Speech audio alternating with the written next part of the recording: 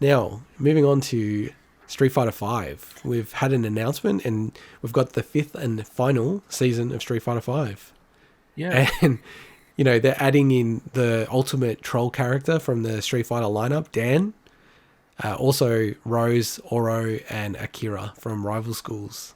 So with Did you watch all of the presentation? Because oh you had the director and the producer. yeah, I watched this, and Rose Rose was kind of heavily rumored from the Mm. Alpha series. She was last in Street Fighter 4. Oro, the last time you could play as Oro was in Street Fighter 3 Third Strike, but he was in the story of Street Fighter 5. So he was already kind of, he'd been brought back in that capacity.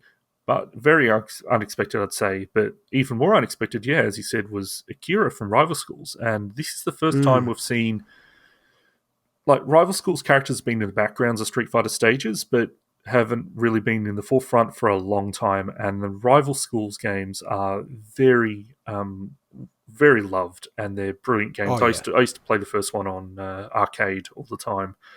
And it's such a shame they haven't made any more because they had really cool systems to them, and they've even hinted that potentially some of those systems would be used for this character, I guess, as part of the V trigger moves and things like that.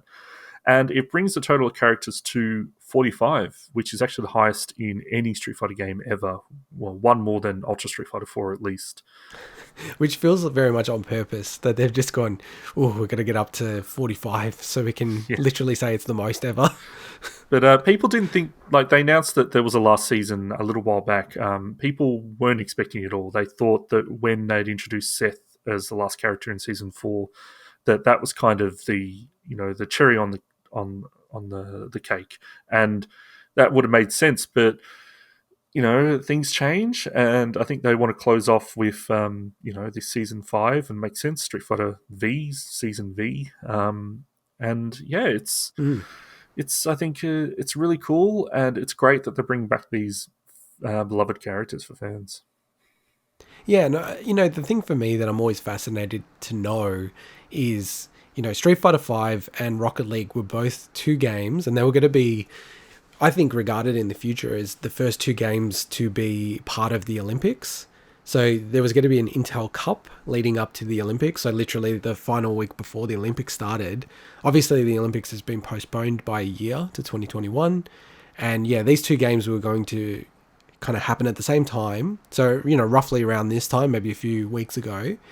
And I just wonder a lot of the announcements for these games. So you've had a huge announcement for Rocket League, and then really large announcements for Street Fighter Five, the final season, probably an extra season when people didn't expect it. I kind of just wonder if they had this in the cooker for a long time and sort of said, hey, this is what we were going to do, but given that the Olympics have been pushed back, let's just proceed ahead with the plan anyway. Because just the timing just seems so interesting that both of them have sort of been around the same time where they've had major announcements. Yeah, and as part of this as well, it wasn't in this video, I don't believe, which is weird to me, but apparently there's also a 2-week free-to-play version being available, it said, from August the 5th, so that should be from now. So I think you get access to all the characters. So it's like, Oh, really? All the I characters? believe so. So it's, yeah, I'd go give it a shot if that's the case. One thing I'll also say about this is that they had some really cool tie-ins with AEW, so All Elite Wrestling, who is TNT's huge new promotion, and Kenny Omega was in the video announcing Rose, and he's been involved in a lot of Capcom and Street Fighter events in the past. He's a huge fan. I mean, he even does a Hadouken as part of his moveset, so it's pretty cool. And yeah, it's just really, I think it's really great. What they've done, they've turned Street Fighter V around from being a bit of a very, very rough launch to being a complete package at the end of it. So good on Capcom. Yeah.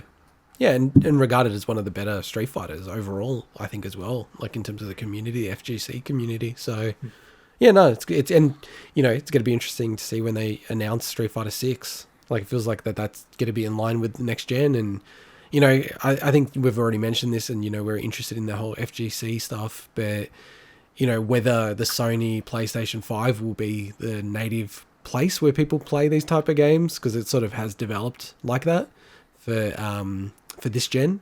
So I wonder if they're going to be vying for that, or they'll just let it go, and we'll see which one sort of dominates in that space. Yeah, I think it's a safe bet to always to bet on PlayStation in that regards, but we'll see. with the Japanese developers.